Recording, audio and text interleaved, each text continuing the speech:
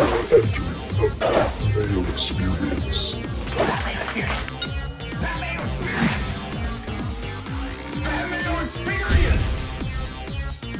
Experience. Welcome to the Pat Mayo Experience, The Challenge, War of the Worlds, Episode 8, a recap, fantasy scoring, and a little bit more. Joining me a little bit later on to break down the entire episode and the fantasy scoring. You can find the time codes in the description of this video or podcast and just jump right to it if you'd like. I recommend you don't do that because you might miss the giveaways and our first guest. But Paul Shaughnessy will be on later, the Mel Kiper of fantasy reality breakdown, so you don't want to miss him. But joining me right now to talk about this episode, the host of the Challenge Chronicles and the man behind the fantasy game, it's Rob McIntyre. What up, man? Your boy Gus got launched. You must be pumped. You have no idea what a relief it is to get this nuisance ridded from my existence. We can still tweet GIFs of Gus at you. Have people been doing that outside of me and Paul by chance? Well, see, people have, but that's not the main issue. It's just the fans constantly on Twitter just constantly discussing Gus.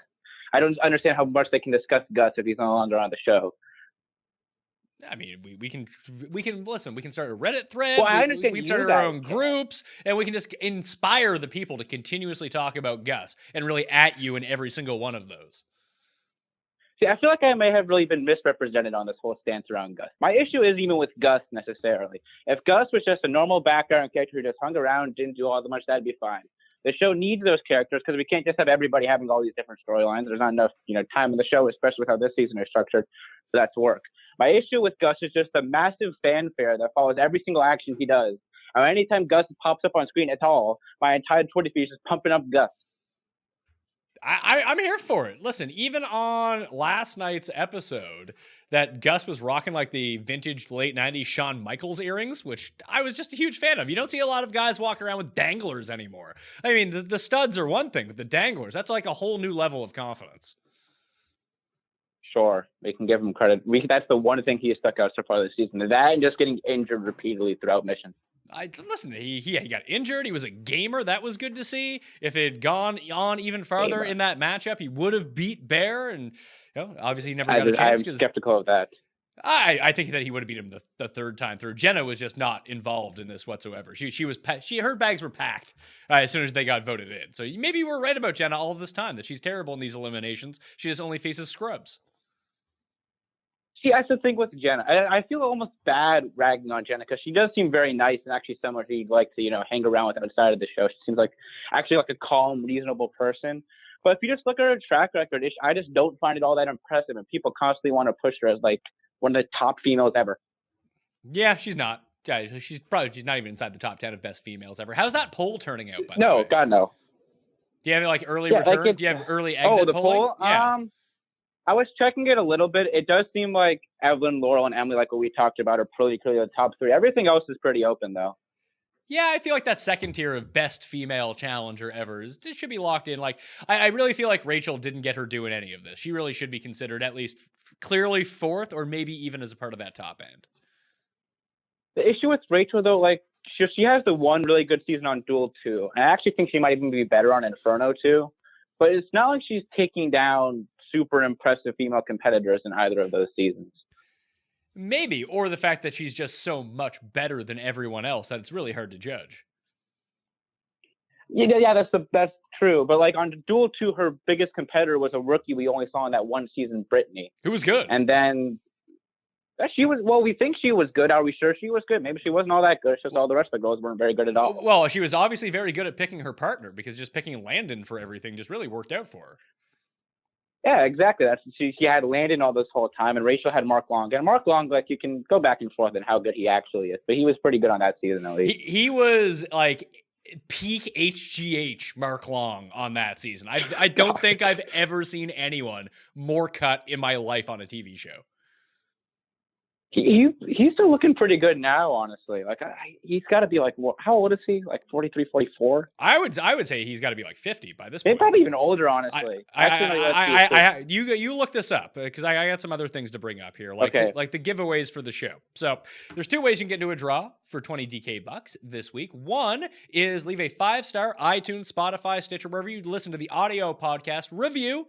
Something nice about the show, your DraftKings handle, you're in a draw for 20 DK bucks. The winners will be announced on next Monday's show with Jeff Feinberg. The other way to do it, and to wrap it into this episode, smash the like button of the video, leave your DraftKings handle in the comment section, and let me know now that it looks, based on the mid-season trailer, that we're going to singles over teams. If you were on the killing floor and voted in, which guy would you want to vote for? Which guy would you not want to vote for? And which female would you want to vote for? And which female would you not want to vote for if you were a competitor? Who do you want to face? Who do you not want to face of all the remaining competitors this time around? I filmed the part with Paul first, so we didn't get to talk to you about it, but he didn't really care. Paul, you didn't care, did you, about like the format change? Oh, I'm very unhappy about the format change, actually. I'm upset about it too. Paul couldn't care less, but I just wanted it to be the same all the way through. I was so mad. That's all I wanted to see. Just keep it the same. Like seriously, I don't understand why the show. I do understand why the show keeps going back to individuals, because with the way that the show is pulling its characters from now, if you look at it, most of those characters come from shows that have individual like winners, and not only individual one male, one female, individual like overall. Like Turbo comes from Survivor. They've got all these Big Brother people on, and it seems like they're trying to mimic those shows and gain those audiences. So I guess that's why they keep doing this. But I am not a fan at all. If you look at most of the drama from the season, most of the drama has come from the pairs like inter or intra dynamic. Like this whole Hunter Georgia Bear dynamic doesn't happen at all if it's individual. Oh, we're also going to get to this too. We said just people can comment on this if they want. Are you thumbs up or thumbs down to Bear?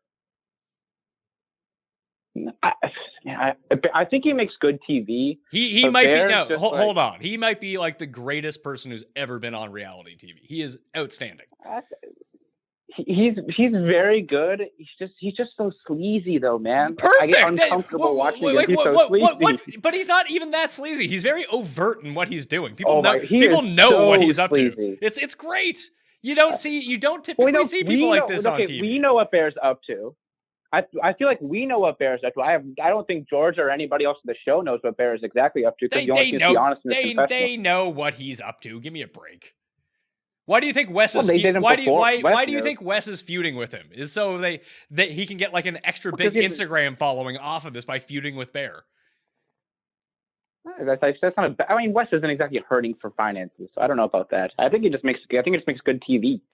Plus, they're probably the weak. I actually think Cam and Kane might be worse than them at this point, but they're one of the weaker teams remaining, and it just makes a good storyline. It does, and I think that we're seeing more of Bear right now because he won't be gone next episode because they have the relic, but he'll probably be gone the episode after that, I would imagine. It's hard to see him hanging around more. It depends when this individual twist comes into it. Oh, I'm so mad because the thing is with the individual twist too, it's basically just going to turn the season into vendettas again. Because if you look at this format, it's super similar to vendettas with having like the 3 teams instead of the 3 individuals up in the top, and then they each vote for the people, and then have the ceremony where they come in, which is just complete formality and nothing interesting comes out of it. So I think it'll just turn exactly into that, and I'm not happy. All right. So you gave Georgia and Bear both Coitus points in the fantasy scoring. Where did that come from? Well, because they woke up and they were okay. So here's what happened. I was watching the episode last night with a group of people, and I originally was going to vote no. And no, I don't know if I was leaning towards voting no. I was very undecided. And then everybody else in the room agreed that it should be like they had sex. So that's what we went with. I don't know about that. It seems like you have these two on your team, and you just wanted extra points.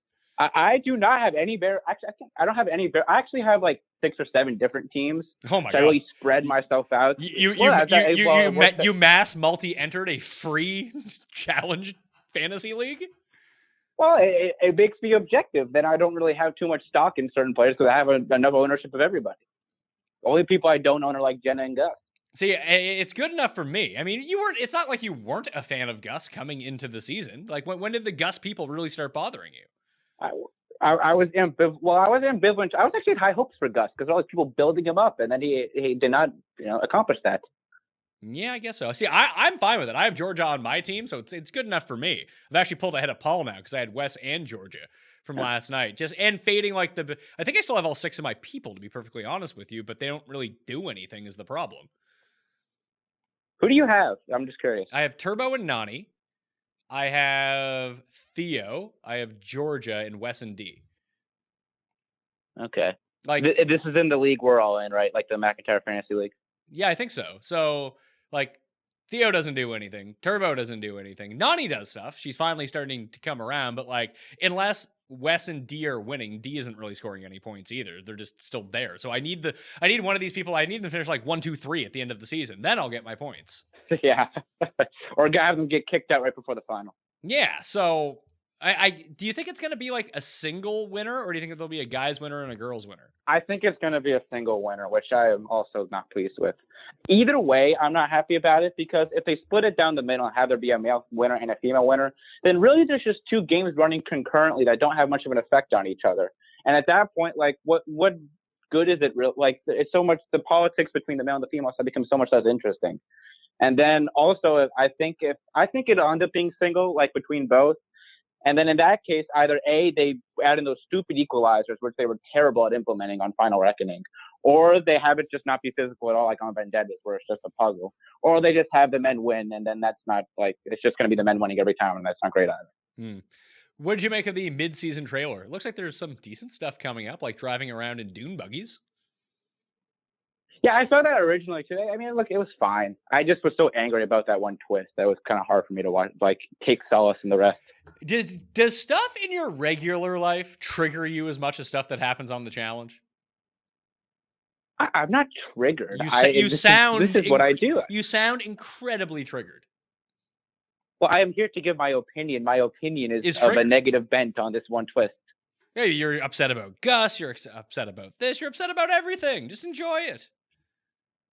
I'm not upset. If you think I'm taking this like seriously, by the way, you should see how I take everything else. I'm generally take things very seriously, but this is I'm very casual about this. This is just me giving my opinion. So, like, in your day-to-day life, you're more serious than you are about the challenge, like talking about it right now, being very furious about it?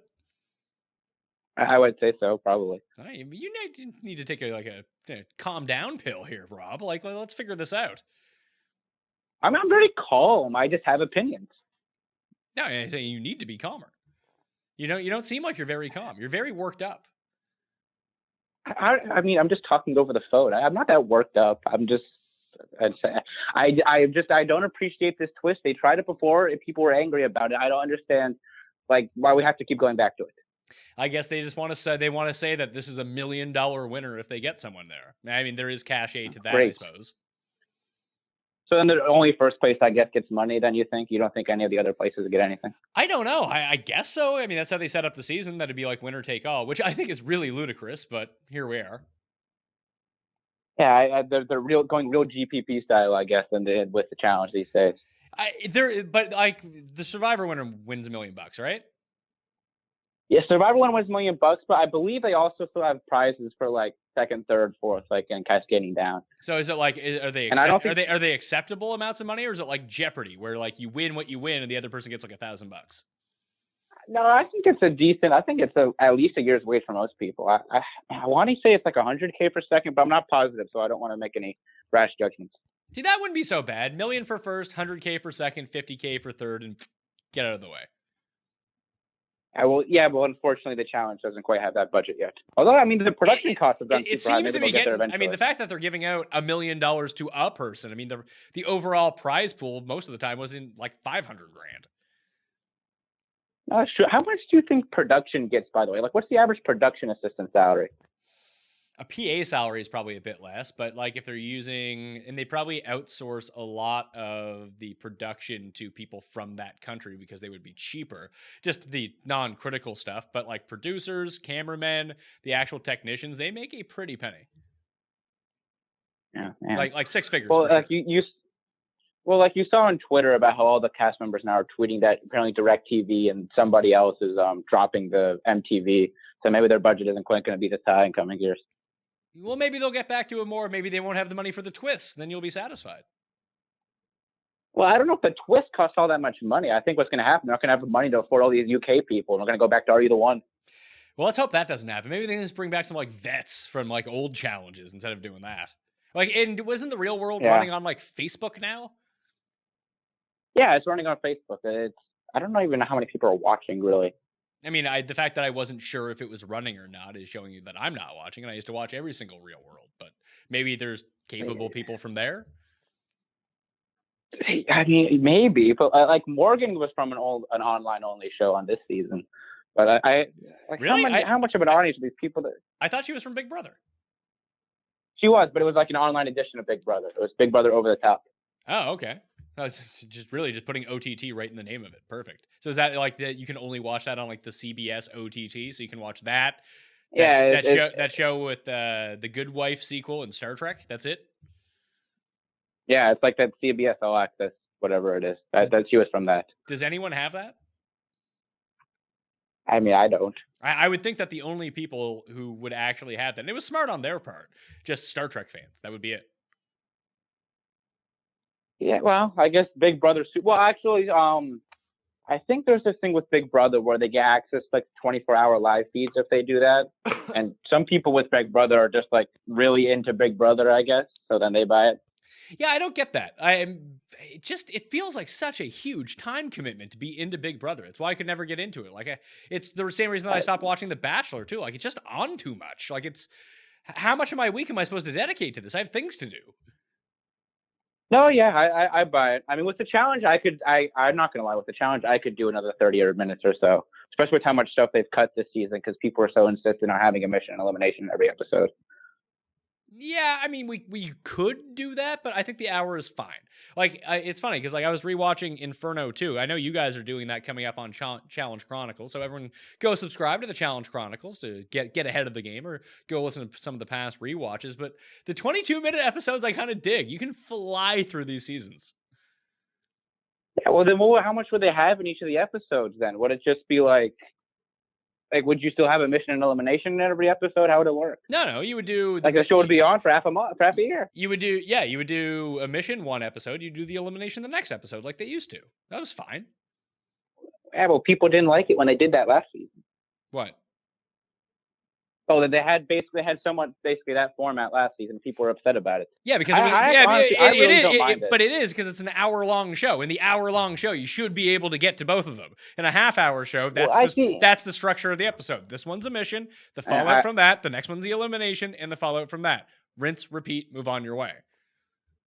They're not going back to half-an-hour episodes. They have way too much content to force into it already. I suppose so.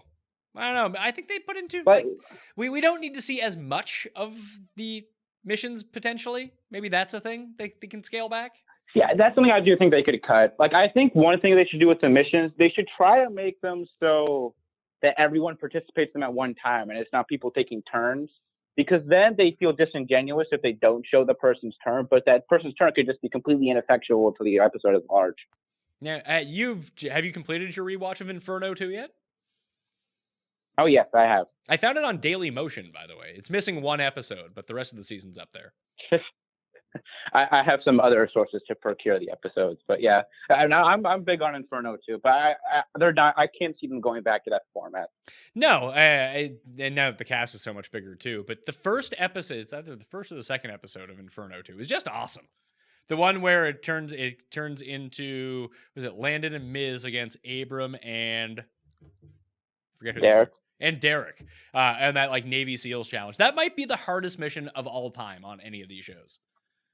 I think that might be pushing it. It looked so difficult, and they're all in really good shape, and they are just exhausted by the end of it.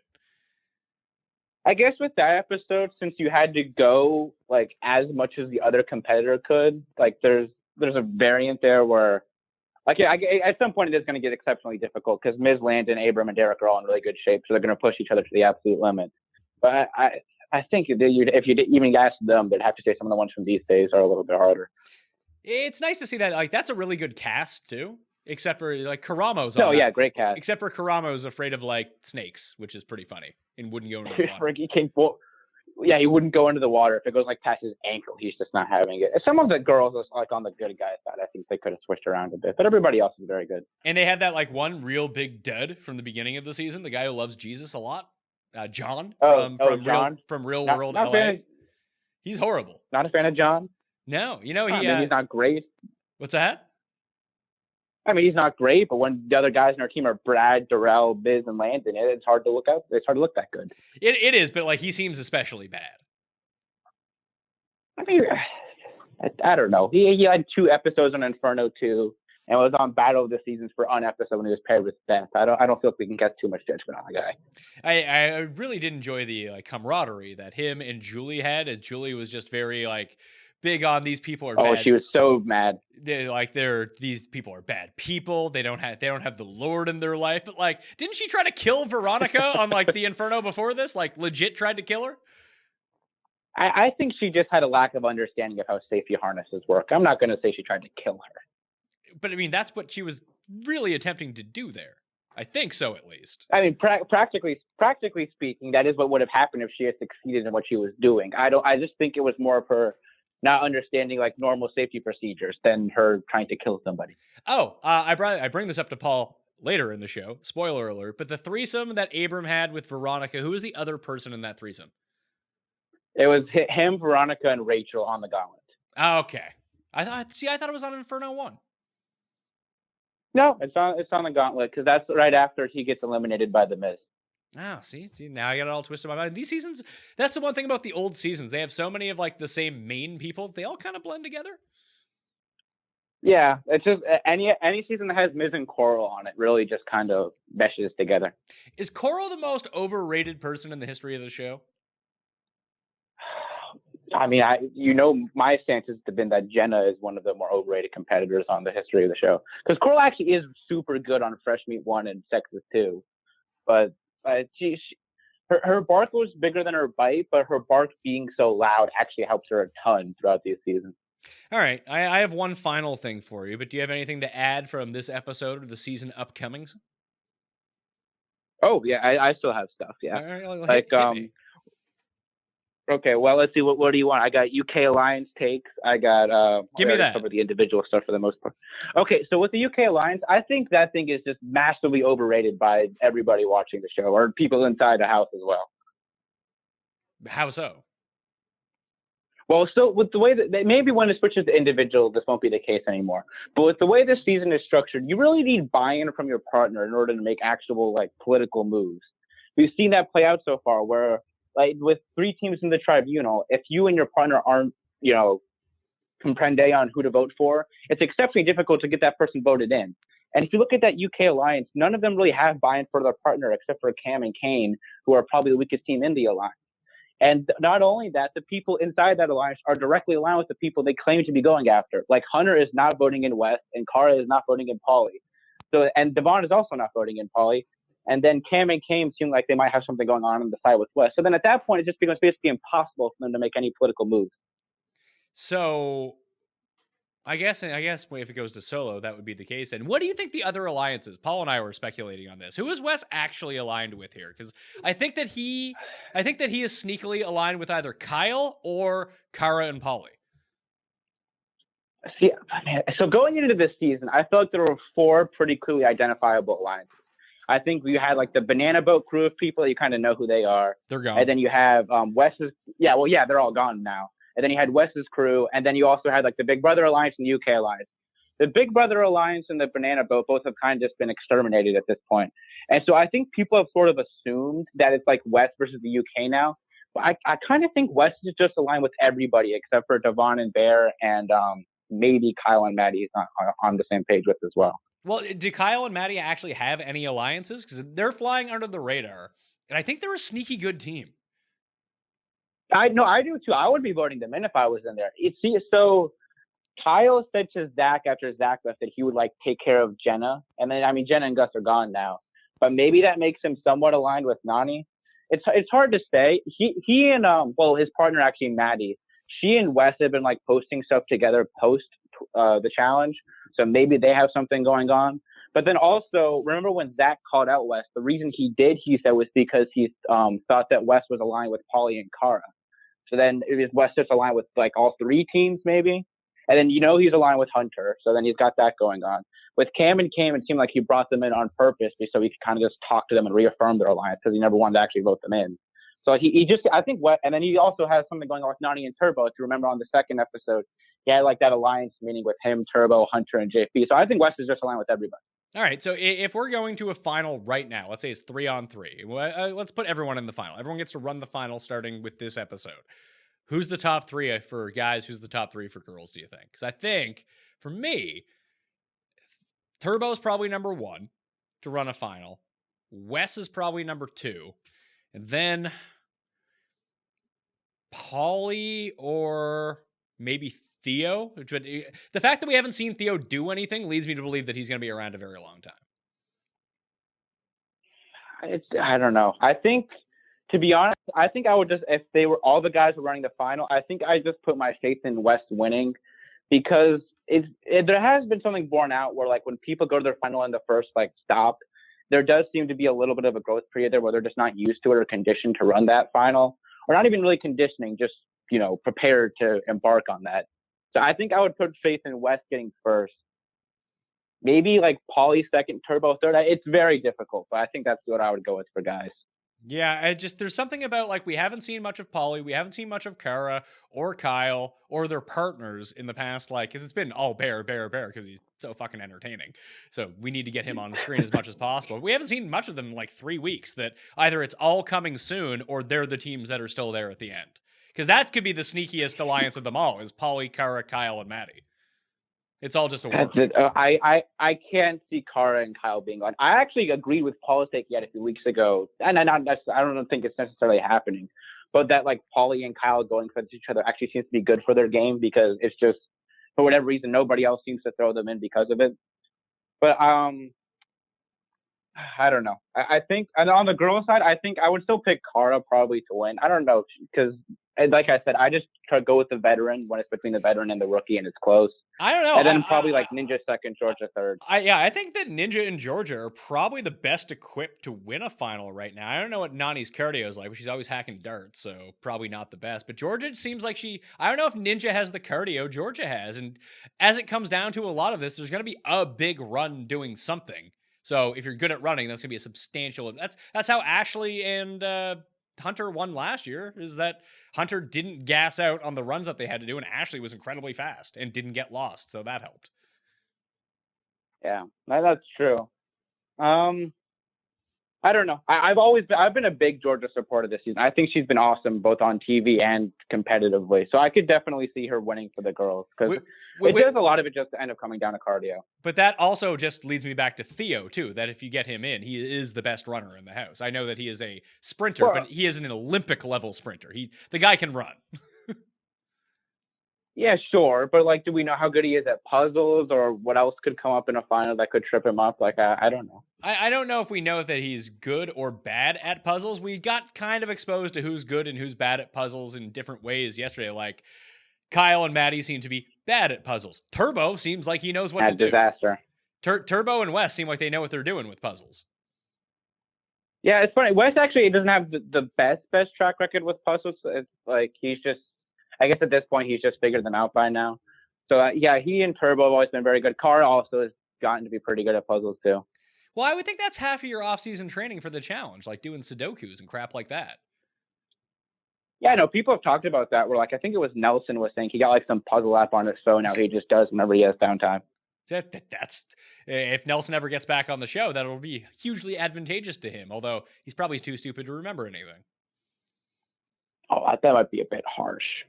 Did you watch any of this season of X on the Beach, by the way? I didn't, but I think I might actually have to go back and watch a little bit of it. No, I'm not watching that. If it's not the British X on the Beach, which is actually hilarious, that I can only stomach that for 8 minutes at a time, and then it's just a bit too much for me. But I can't imagine the American version is better than the British version. Well, I just this cast looks insane. You've got Bad Chad from The Bachelor. You've got Angela Nelson, Jose, your boy, the Gene Ralphio of the challenge. That's actually a really good comp. Is that you coming up with this, or is that out there? Oh no, that is me coming up with it. That is I fantastic. come up with my own material. Being the John Ralphio of the challenge is perfect, and I love John Ralphio just like I love Jose. Yeah, no, I really hope they bring Jose back on the challenge. I just want him back with his nonsense to get in the background. Yeah, see, that's the whole thing. He's not a terrible competitor, because he actually does try quite hard. He's just not to the level of the people who actually take this seriously, but he's good fun. It's almost like Kyle. I don't know if Kyle's good or bad. He seems like he's a lot better than he was 2 seasons ago, but I just like having him around. He's fun. Bear, also incredibly fun. See, that's my thing. I think you need a mix of characters that are fun and then characters that are also good at competitions.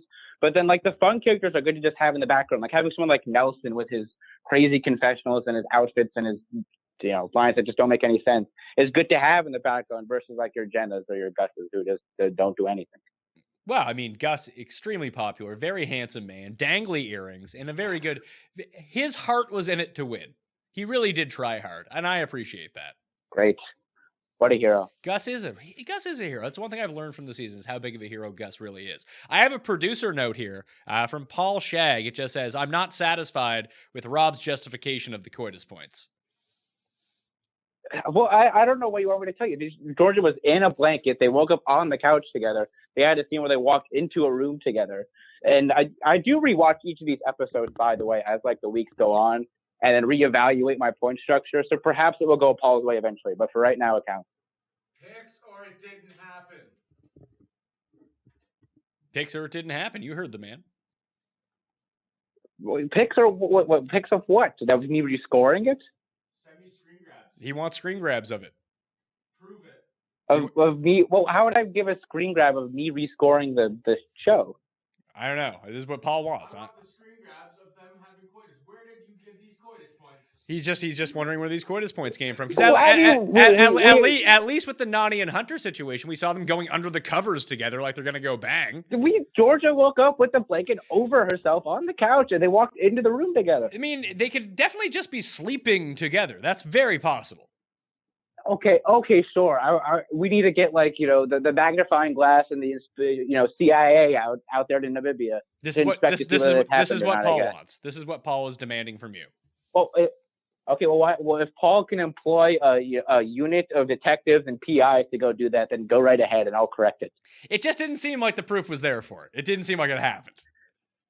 She woke up and under a blanket on the couch. So she slept on the couch and had a blanket over. I mean, that's half that's half my week.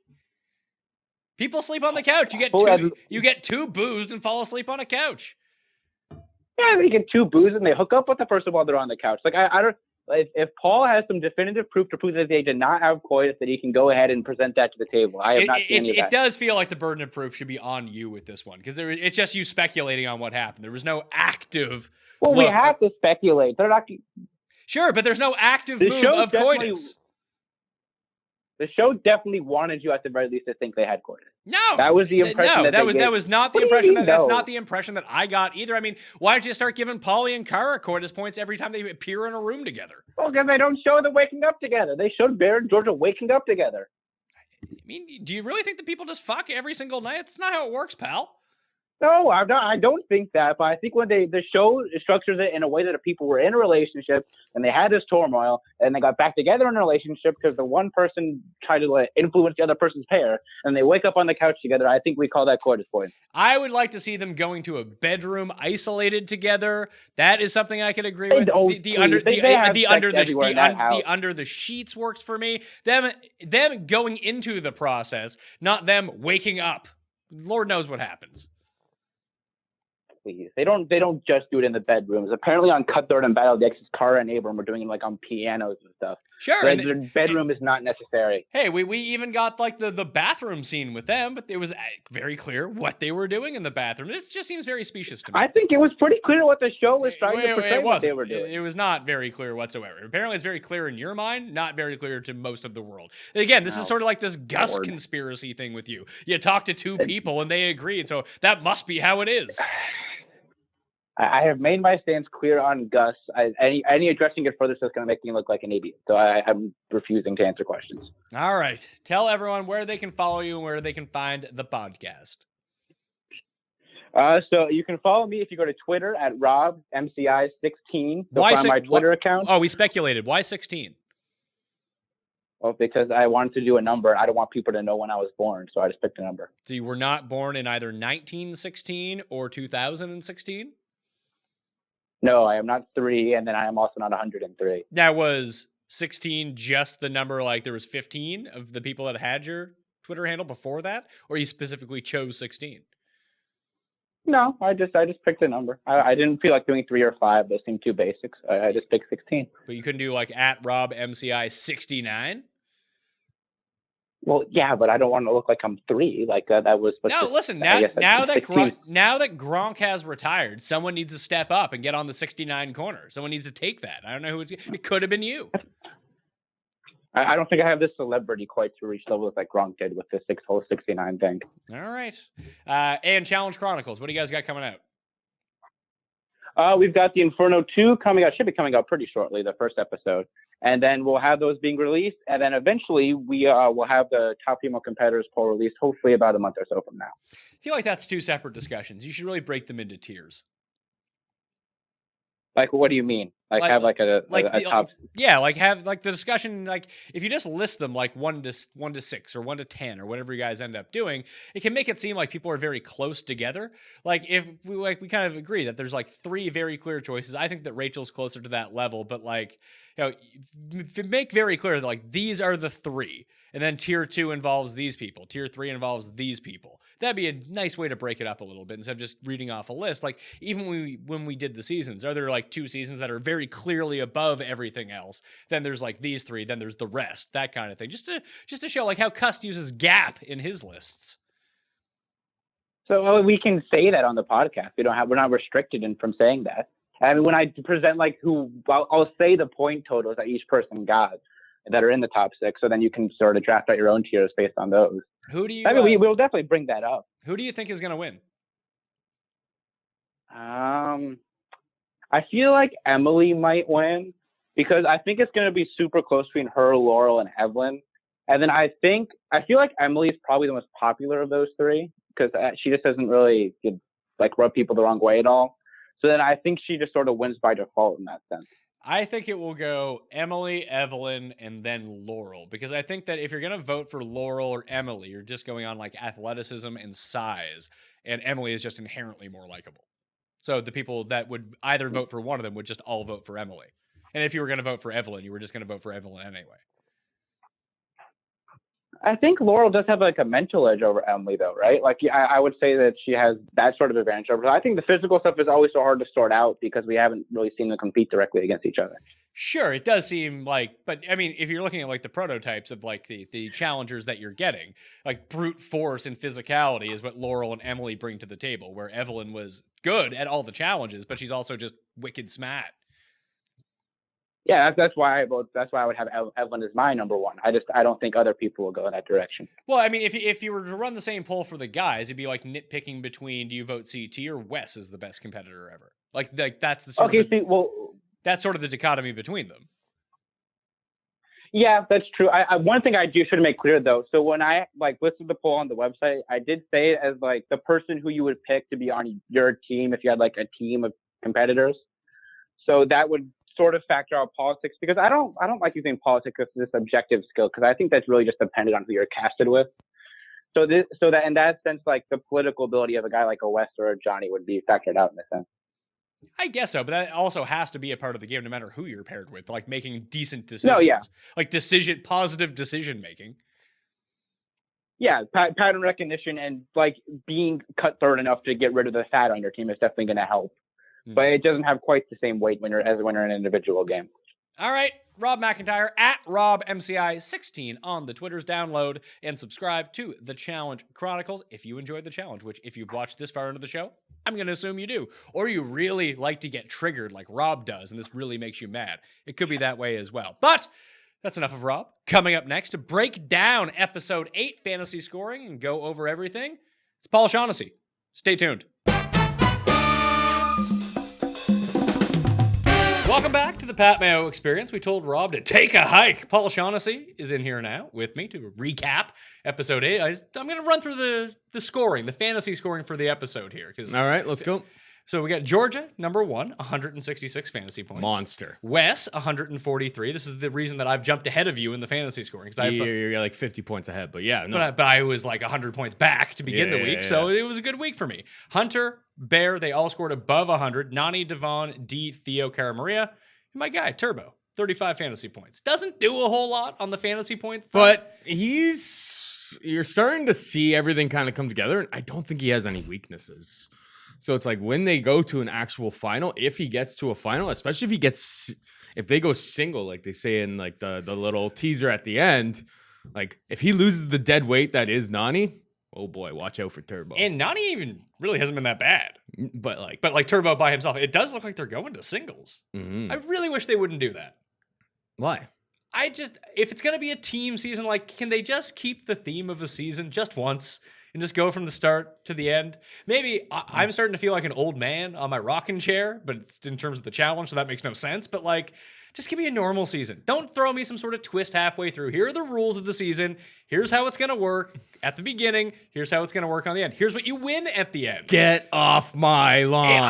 I've turned into one of those people. Just once, like a season, I want to see it. And I thought we were getting back to that, but I guess not. But it's great news for Turbo. It's very good news for Turbo. So if people want to get in the draw for $20 DK this week, again, 2 ways to do it. Smash the like button for the episode. Leave your DraftKings handle in the comment section. And since it looks like we're going to head-to-head, solo versus solo, guy versus guy, girl versus girl, if you are the female that's voted in and the guy that's voted in, which person are you calling out for sure that's still left in the cast, and which person are you not calling out? You do not want to see in an elimination. That, or if you leave like a 5-star review on iTunes, Stitcher, and Spotify, DraftKings handle, something nice about the show, you too are also in the draw. You can even say how much you enjoy the fact that we cover reality TV, not just sports and entertainment, reality entertainment. Although this is sort of like a confluence of both sports and entertainment with the challenge, at least in my mind. yes, It's athletics it's. and drinking and probable drug use. Maybe not so much in Namibia. I think it would be pretty tough to find, and if you got caught, I don't know the rules in Namibia, but I imagine like most smaller, like I don't know if it's third world country, second world country, whatever. In a lot of foreign places, you get caught with drugs, not a good time. No, it's not like when they used to do the. You better have some bribe money. When they did the Inferno, it was always in like Acapulco or Cancun. Those guys probably a bit hopped up, I would imagine. Oh yeah, or like they go to Colombia. It's just like, you know, it's there. Actually, and Miz was on Inferno too. I'll text Miz and I'll be like, "Yo, what was the deal with what was going on down Wow, there?" name drop. Just texting the Miz. I'll text the Miz. He's in my fantasy baseball league. Okay, yeah. We make a lot of trades. Okay, cool. Actually, he's also the most difficult person to make a trade with. He wants the world for everything, despite being in last place always. That's what I'm like. He's in last place, like, and it's a keeper league. So, like this year, Meanie and I were really trying to win the basketball portion of our league. We played baseball, basketball, and football. So we offered him up 2 of our best keepers for baseball and football. We put all of our keepers on the board. We're like, pick the best 2. We want Damian Lillard and LaMarcus Aldridge to make our basketball run. You're in last. You can't keep them anyways. You might as well do it to make your team good for next year. He's like, no, I also want James Conner and I want Devontae Adams. So you want our 4 best keepers for your 2 basketball guys who granted are good, but are of no use to you and you can't rise above last place. He's like, yeah, that's how it's going to be. I was like, well, no trade then. I'm in a baseball league with some guys that are like super sharps. Like a few of them are in like the analytics department for like MLB baseball teams. So it's like when there's certain guys in that league that ever reach out to me to ask for a trade, it's just like, I'm going to hold on to that guy. How about that? Because you obviously know a lot more about what you're doing. So he probably has a similar mentality. He's not a professional fantasy guy or anything like that. So he thinks that you guys are trying to rip him up. So he's trying to charge you a little bit more. That's the tax that you get for being, professional fantasy sports touts. I guess so. Well, I'm not. But like nothing actually ever gets done. Like I never make any trades in that league because I always just assume that I'm gonna get ripped off. How well do you do in that league? We won our division last year. Division? That doesn't even sound like a There's real 4 fantasy divisions. I was in the worst division. You had been relegated the year before? No, I just like from the first year going. Like my team's finally after. My strategy, because these guys are so big on the numbers and everything like that, it's just been like I've been drafting like 15-year-old kids, and like now they're all in like the major leagues now. So like you could be okay.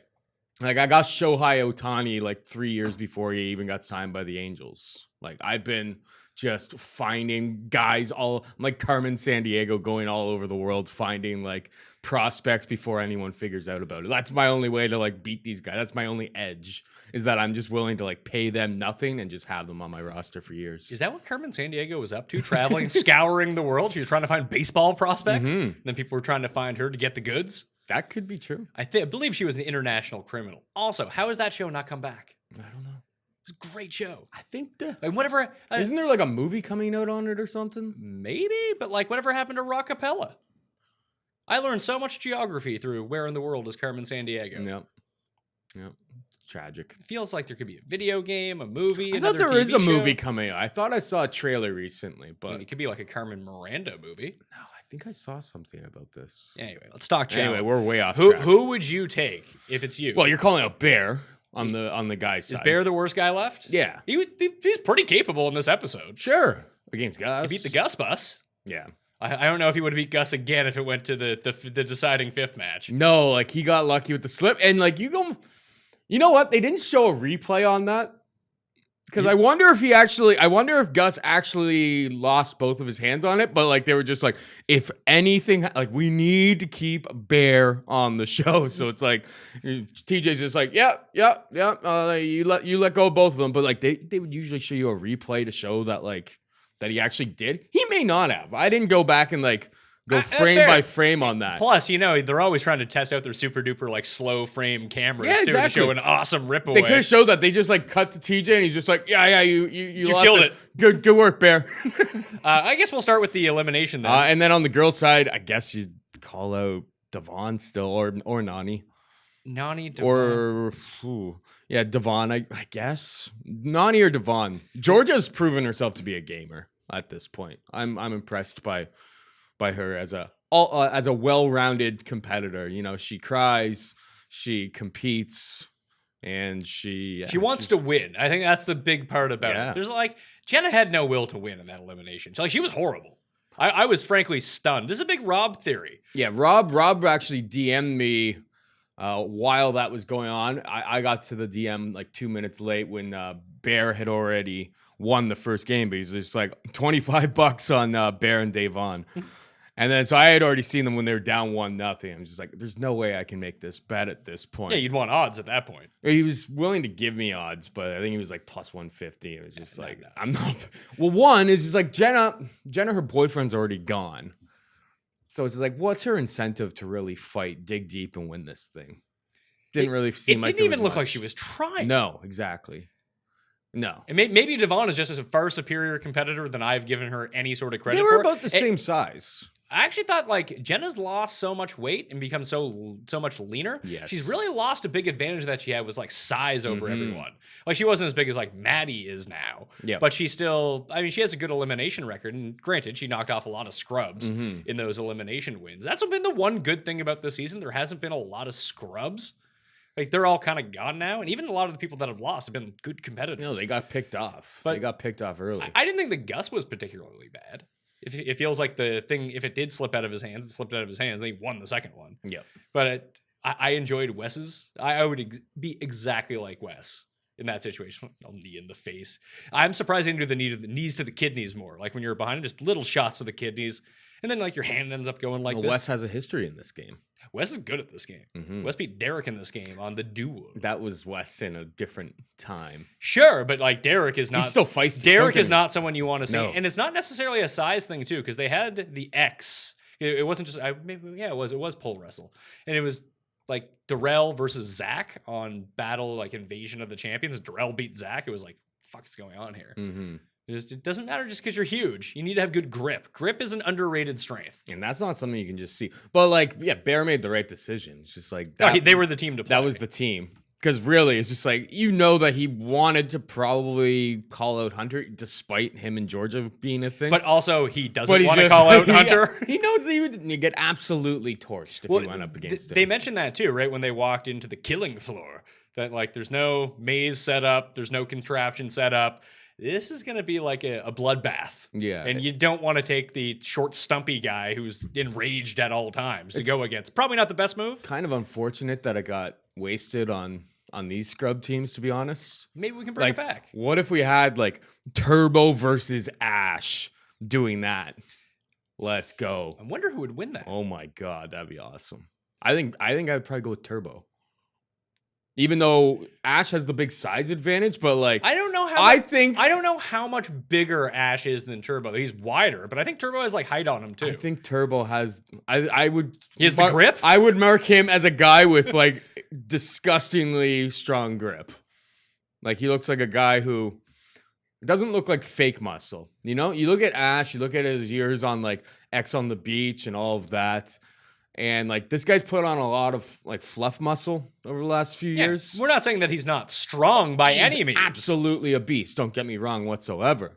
But like Turbo just looks like this is like a lifetime of commitment to being in like amazing turbo shape. We even got on the mid-season trailer, we even got like Turbo dropping a fuck. Mm-hmm. I was you don't want to get Turbo mad. Yeah. And what could it take to get Turbo mad? He's like a very happy individual. And he lives on his he's a very he lives by a certain code. Oh, he's like Omar from The Wire? I feel Lives by a code? Don't mess with Turbo. Someone probably messes with Nani. I guess that would be it. I guess. So let's rewind to the beginning of the episode. So it's a water challenge for the first time. They go into the ocean. Apparently, it's very cold. Did that challenge seem a whole lot harder? Like, did it seemed a whole lot easier than it looked? Or you're just crashing through like the face of the waves. I don't quite understand what was so. The puzzle part, I get that would be difficult if you're bad at puzzles. Like but how deep was the water where they were swimming? I don't know. It didn't like you had to run 100 meters. They didn't really show too much in the water. They didn't have the cameras. They should have had some on the blocks, or they should have had some drones flying around over top. Like there were some missed opportunities in the production process there. Yeah, maybe they got submerged and they didn't work or whatever. You think that we didn't even get a lot of good, like, because Cara Marie kept saying that the blocks were hitting her in the face. Mm-hmm. That, like, where was the helmet cam of the block hitting her in the face? Like, we need to see more of that. I guess it was hard to get the blocks. I guess they were tied to something, so they didn't float away. So to actually get them off, and they seem kind of heavy. They dropped the budget on the in the first couple challenges. It feels. Well, and it looks like with some of the challenges that we see in this trailer, where they're driving around on Mad Max cars by themselves, like they saved some of it. Yeah, they saved it for like the really good challenges. Yeah. So it was fine. Dee learned how to swim, I guess. Although you're wearing a life jacket, not going into super deep waters. Yeah. I guess if you're afraid of swimming, it would be incredibly difficult to get over that she didn't mental. even learn how to swim. She learned how to like tread water. She forgot how to swim because she said that she hadn't been in the water since she was 14. So that would lead you to believe that she's from Australia. People in Australia swim. They all swim. They don't all swim. They could be from the desert part of Australia. It's a large part of Australia. That's true. Be from Central. Not everyone is from. She said that she was not everyone's from Sydney. 14 when this happened, so it was more of like a mental thing that she just didn't want to swim. Gamer though. I'm telling you, if that's one of the reasons why I kind of wanted to stick it as a team because I have Wes and D on my team, so that would work out well because I think they have the best team unit. Ninja and Polly and Wes and D seem to work the best as a team. Although Kyle and Maddie work incredibly well as a team. Just they're both buffoons. Yeah, so that doesn't help. They were killing this challenge. They were the first ones to get there. But then the puzzle came in. Oh, who was it? Turbo. Nani was just like, and here's another thing where I said the Turbo has like no holes in his game. Nani's just like, and Turbo's just amazing at puzzles. Just like, what is this guy not good at? English? And he's not English. But the thing is, he's not like terrible at English either. I think he's like downplaying how good he is at English. That's an edge. If people don't think like you can understand what they're saying at all times, you're trying to be nuanced. He's absorbing it all. You can hang out in a room and they can kind of talk smack about other people. Yeah, and he's just absorbing it all, just waiting to pounce. Maybe that's why he gets so upset. Like, he could actually be like a hitman. Yeah, who knows? He's probably a great guy. There's a lot of like kung fu videos on Instagram I saw. He's a breakdancer as well. Is that what it is? Because the sand was not a good look for him when he tried to do his Mortal Kombat moves. Yeah. I do like that they're playing that up though. That's what he does after he wins. Like that's just like, breakdancing is like a thing that Turbo does in his spare time for fun. It's a hobby. Yeah. I like that. Breakdancing, gonna be in the Olympics. It's pretty cool. Cust pretty triggered by that. I don't hate it, to be perfectly honest. It's incredibly difficult. I think it's a really smart thing by like the networks and Olympic committees getting together. Just like that's just going to bring in a whole different crowd that you're not used to getting for broadcast deals and stuff. Like there's going to be a group of people. I don't even know who these people are because I don't really go in the circles. It's almost like Rob with his like Gus friends and how everyone like I'm not in the breakdancing circles or anything, but I could see it's actually going to be, I imagine it's super impressive. I remember when like they introduced some of this like ski cross and snowboarding. Yeah, and like the trampoline and stuff, and just like, well, that sounds kind of lame. But and but then when you see they're all the best you're sports. just like, oh, that's pretty freaking Yeah, cool. sneaky thing about the Olympics, it absolutely sucks outside of like 2 events. So adding stuff that's like adding beach volleyball. Yeah. I'll watch beach volleyball. I will watch breakdancing. I watch far I'll more. give it a Put it this try. way, I watch far more beach volleyball, both women's and men's, and actual volleyball. Just more fun. I actually Like ski cross, I'm in on ski cross. I enjoy indoor volleyball more than beach. to play or to watch. Both. I would prefer to play indoor. Beach volleyball is incredibly difficult, I know. That's but why, to watch it is just fun. that's why I prefer to play it. But it's babes in bikinis. Like let's go. But I just enjoy the game. All right, we've really buried the lead on Bear here. Bear is the Bear has won me over. I mean, we've been talking about this for a few weeks, although last week's episode was a bit of a train wreck because we were both incredibly sick. Bear is the best add to the challenge in, I think, since I picked it up, like 5, 6, 7 years ago. I don't quite. He has it. Whatever it is, he has it. And he's sort of running the same game because he's not a great competitor. He's fine. He reminds me of like what everything Devin wants to be. But Devin has 0 likability and he's like angry all the time. Bear just seems like he's having a great time. And he doesn't care about lying to people. He gets that it's supposed to be fun. He's fucking around with everyone. Sure. He's creating storylines. He's great. I love it. Do you think Wes is jealous? No, I think Wes, I would not, like, Wes is pretty calculated. So I think that Wes coming in did his research on some of these people. And I think it's the same reason that Georgia was so willing to get back with Bear right away is that when you look at the followings of all of these people, who the biggest stars actually are, it's Bear. Yeah. In terms of like social followings. He's got like over 300,000 followers on Instagram. I think it's like 3 million. On Sorry, Instagram. no, Instagram's like 3 million. On Twitter, it's like 300,000. Yeah. So I think with Wes, why not go head to head with this guy? Yeah. It's only good for you. It's only going to lead to more exposure for you. Yep. And I would think that the only reason that Wes is still doing this at this point is to create more exposure for him so he can get people into his incubators for small businesses, whatever it is, just more capital for him. If he can sell more stuff off Instagram, it's just more money. So I think it's a very logical move to go after Bear. Plus, he's not a super sharp opponent like physically to go against. So it's really hard to see Bear ever calling out Wes. But I don't know if Wes would necessarily call out Bear either. I think that it's good to have him there. And now if it's going to be solo, Bear might actually stick around for longer than you think because he's the weakest guy left. Yeah. That people might say, you know what? Let's keep this Depending guy on around. how they roll with eliminations. Yeah, we don't know how that's going to work. Because but if you're on the killing floor, you're calling out Bear if you can. unless you have some sort of, but unless you're like, I could see someone like Ash being like, Or Paulie calling out Kyle again. Paulie calling out Kyle. I could see one of the really bigger guys going after Paulie.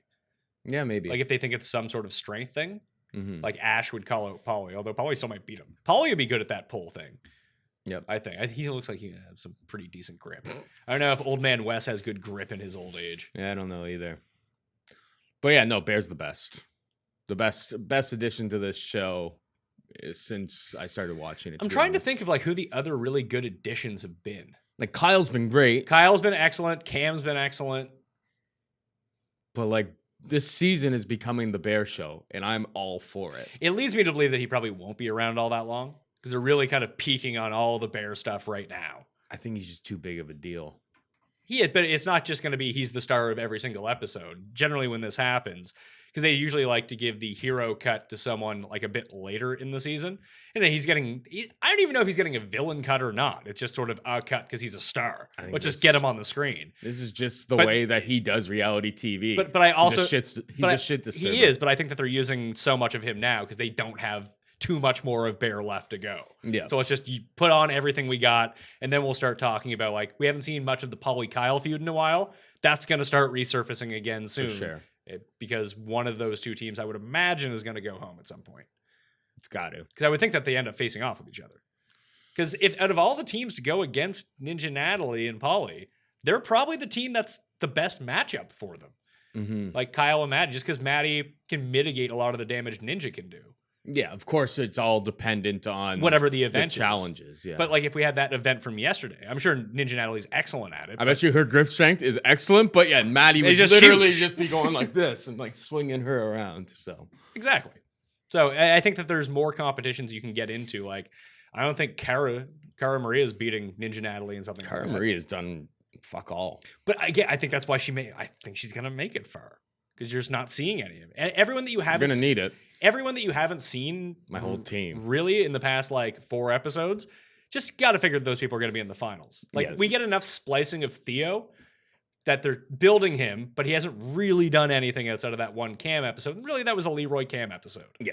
That he's going to make it a while because we're going to get to know him. Yeah, a he little was bit. just the third wheel in the whole drama, basically. Who do you think are the next few people out? Well, obviously not Bear because he got the relic. I'll say the next 2 episodes. If you had to pick 2 teams to go down, I think that Bear and People are probably going to be coming after Polly and Ninja. They're probably going to be coming after. I can see Ashley and Cam going. I think people saw that they weren't great in that elimination. They and may not be. Maybe as they're not scared. as terrified. Like now, anymore. you're just down to so many tough decisions. Yeah, they're all good teams kind of left. Yeah. Like you don't want to go after like the very, very, very elite teams. But everyone's sort of on that middle tier, except for Devon and Bear, and you can't vote for them next week. No. So we're gonna lose a good team either way. Maybe we'll get the Kyle Polly showdown we want. I feel like it's not gonna happen. I still don't know if they're actually against each other. And actually, here's something I wanted to. You were bringing up that you think that Kyle was with Wes. And when there was the whole Hunter thing going on at the bar, Kyle was just there. Like while Wes was like calming down Hunter and all of that, Kyle's just sitting there with a smile on his face while they're at the bar. So it's just like, that's a storyline that I think that they haven't been so clear about. That he's actually been in there with them the entire time. That was something that people aren't supposed to really notice. Most people probably wouldn't and wouldn't put 2 and 2 together. And then they showed in like the teaser at the end that Pauly is saying like, well, I know exactly what they're doing. So I think that, that Kyle is with Wes and Hunter. Pauly and Ninja may just be on an island all by themselves at this point. Well, like, they obviously have Kara, but they don't have Theo. So it's like they're out of alliances. I sneaky think that Wes is overtly paired with Hunter, and people like know that he could be paired with Kyle, but I think that him and Kara might be together, which also puts them with Pauly too.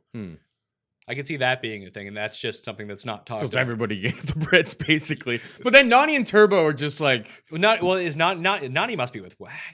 I don't understand their she's decision. with Hunter, but she literally burned a vote on the guy that she had sex with.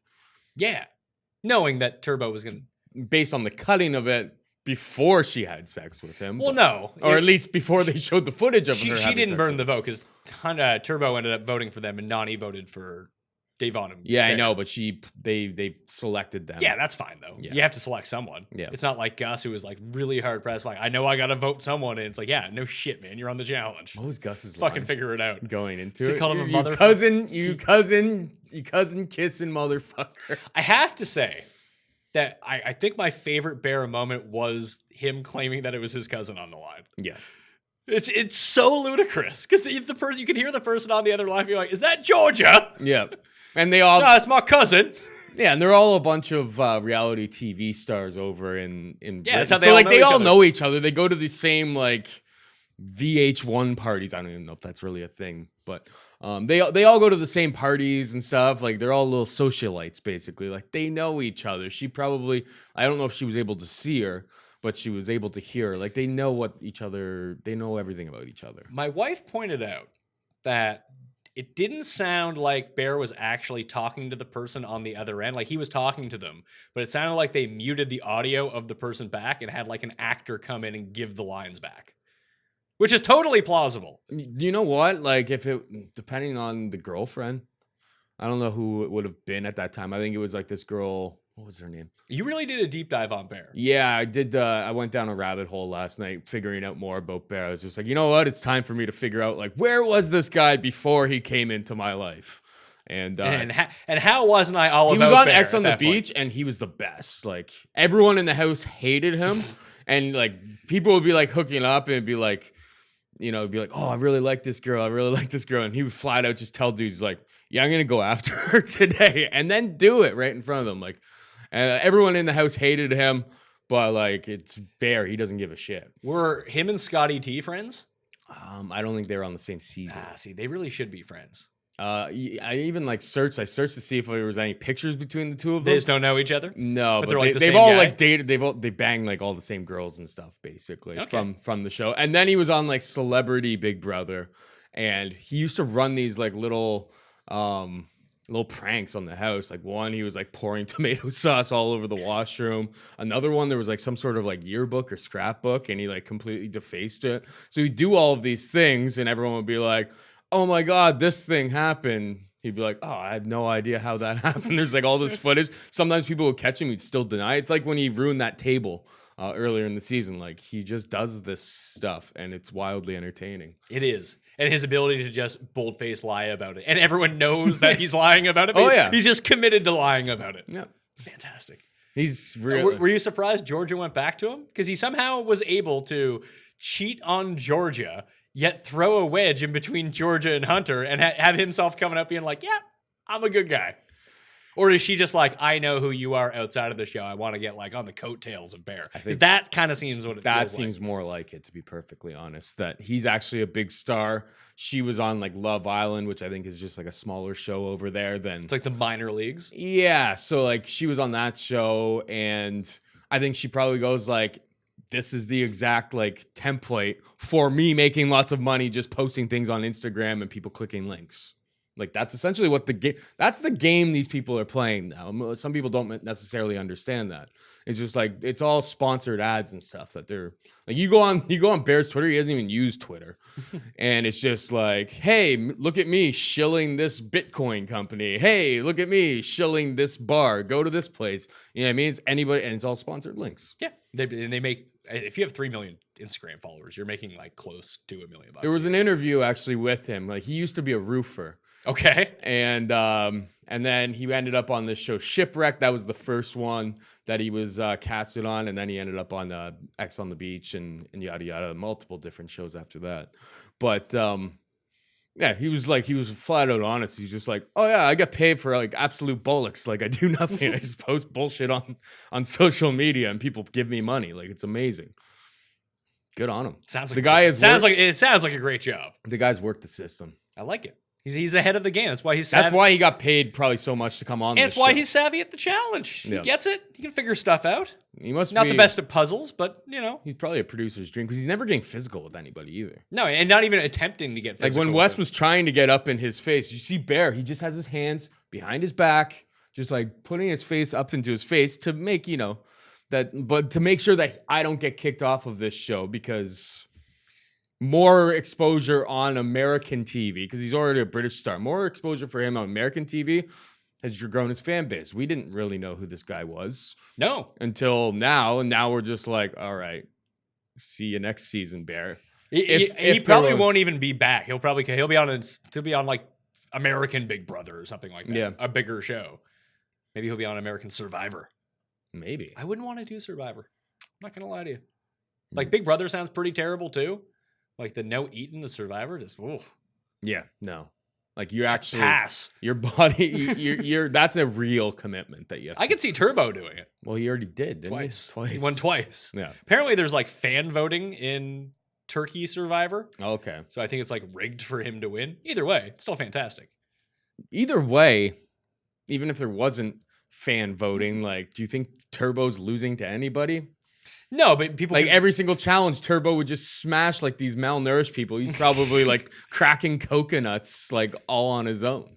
Single best part of the episode. It's funny you mentioned the little thing like with Kyle sitting at the bar and just kind of observing his like fake trip to Cara Maria during the thing. It cracked me up. Because she's trying so hard, like, fuck you. And he just like, the trip that's nowhere close and then like starts laughing about it as he runs up. He seems like such a good hang. Yeah. That's the best thing about these Brits. They all just seem like really good hangs. Yeah, no. The challenge has been missing that for a long time. Everyone got too serious. And like, I know Evan and Kenny can't be on the show anymore, but like Evan seemed like a good hang. Yep. And that's why people liked Evan. He was a jerk. He was an asshole.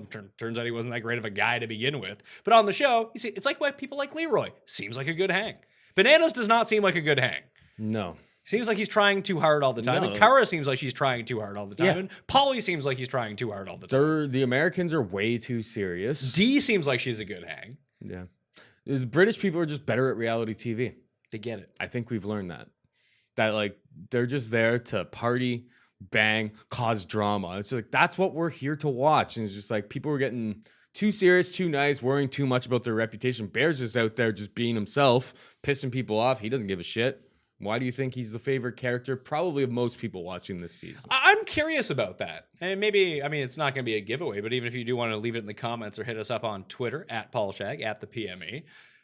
If you like Bear or not, I don't understand how do you like Bear? Do you hate Bear? Or do you just like to hate Bear? Because they're all... I suppose like how I hate Pauly, but I like to have him on the show kind of thing. Yeah, I like to hate him. I don't like to hate Bear. I just like Bear. It's fun. I don't hate Bear. But I could understand why people hate Bear. I feel like I could... But like, I'm watching it because he's entertaining. And I think he by far the most entertaining person on this show. And it's not even close. It's not even a debate. Like, who else is more like Kyle we enjoy, but like Bear is just right at the focal point of all drama constantly. Hunter was very worked up. He's not good at reality TV. He is but he's such a hothead that like he fits a good archetype of different types of personalities that you want on the show. Yes, American sports meathead. Yeah. Like that's Hunter. Who's overly emotional about everything. And refuses to hear anyone out because he's a moron. And acts on his... he's very impulsive. On his emotions. Yeah, he's very impulsive. He's not, and that's why it's so weird having him and Wes together. Well, Wes just knows he can control it. He's like, yes. Wes is a perfect reality TV character too, especially now that he's calm. It was weird to see him like try to get physical with Bear, just because that's like old Wes. You don't see that often. Yeah. I like the new calm Wes. Just trying to see if he could intimidate him. Didn't work. I love Bear. Bear going into the tribunal is probably the best. Like, somebody needs to make a super cut of just him just being a complete dickhead as he's getting like called out. They're like, we're gonna throw you in, and he's like, I'm gonna say my speech and then I'm gonna walk out the door. Like, he dictates how this situation goes, and that's why he's just so much better at reality TV than all these people right now. He literally sets the narrative in the moment. And I think that's what differentiates him from most competitors. Wes keys in on that and is just like, God damn it. I can't set the narrative that I want in this moment. When I'm supposed to have all the power, I'm not able to do it. So I think that's what got them all kind of riled up. Maybe. The only other guy I can remember like that on the challenge was Kenny, who kind of did, like, amongst all the personalities, he's the personality that people are drawn to. And Bear's exactly the same way. Yeah. That just people want to be, not necessarily his friend, but they kind of acquiesce to him no matter what is going on. Yeah. He always has the power of the situation. If he's in a room, all eyes are on him. And it's a room where people, when they generally walk into it, most eyes are on them in their day-to-day life, or even just amongst other reality people. You walk in like, hey, there's Johnny Bananas. There's Wes. You put Bear into the situation, he's the guy everyone's keying on. I imagine the comment section is going to be filled with a bunch of Bear haters this week. No. Because we are like forefront on Team Bear. Well, we need to get on Team Bear because he's not gone next episode. He's probably gone the episode after that. He's just not going to hold up. And no, if it continues similarly to how it is, you're on the killing floor, unless you're Ash and Theo. And frankly, if I'm those guys, I don't necessarily not call out Bear, because I think if the roles were reversed, he would do it. He would definitely call you out. 100%. Right? So it's like, but that is the easiest matchup. If you don't want to go home, you call out Bear. But he's also the best part of their alliance too, because no one's looking to vote in Theo. No one's looking to vote in Ash. No one's actively going after Georgia. They're going after Hunter maybe, but not Georgia. He takes all the heat for the Brits. Yep. And he's their worst guy.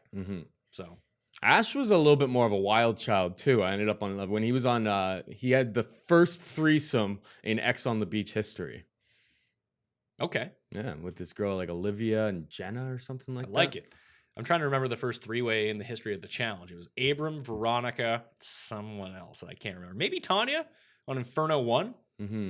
Poor Abe, he lost. They gave him a three-way on his way out the door in the shower. It's fantastic stuff. Poor guy. Yeah, poor Abram. I wish Abram. I follow Abram on Instagram. He's quite a talented artist. Is he? Crazy person, but he was. They usually are. He was so good. He was such a good challenge guy. Talented artists usually bit of crazy people bite off their ears or whatever. Yeah. Was that Van Gogh that did that? Yeah. Yes. It's also a very long time ago, and he drank a lot of absinthe. So it'll get you in. I drank absinthe once. I just threw up the entire time. Drank a bit too much of it. I've had it, but it was only like the Distilled version. You the didn't stuff have that you get here. Yeah. And it's just like that's not the same thing. It doesn't have the freaking worm in it. I had a whatever. friend bring some back from like Slovakia or something like that. That's And I was like, the it stuff. was like made from like the real wormwood and just no. Yeah. Doing 2 shots in a row to open up my night of it, I was just on the floor blacked out the entire time. I didn't get the hallucinations. I just got passed out and throwing up everywhere. Bad news. Oh boy. Paul Shaughnessy, where can everyone follow you? Follow me on Twitter at Paul Shag. You can follow my podcast at Dogger Pass Podcast. That airs right here on the DraftKings YouTube page and on the Pat Mayo Experience YouTube or iTunes and all that other feed. What's Rob's Twitter handle? Rob MCI16. What do you think the 16 is for? His lucky number. His lucky number 16? He's a big fan of Trevor Linden back in the day. Maybe. Anyway, I'm Pat Mayo. You can follow me on Twitter at the PME, same as Instagram and the Facebooks. Subscribe to the Pat Mayo Experience audio podcast wherever you can download audio podcasts. I told you about the giveaways for the video, for the audio, 5-star review, DraftKings handle, something nice about the show, and you're in a draw for 20 DK bucks. Winners announced on Monday's Pat Mayo Experience with Jeff Feinberg. Thank you all for watching. Keep enjoying the challenge and let us know what you think about fair. I'll see you next time. Mayo Experience! Experience!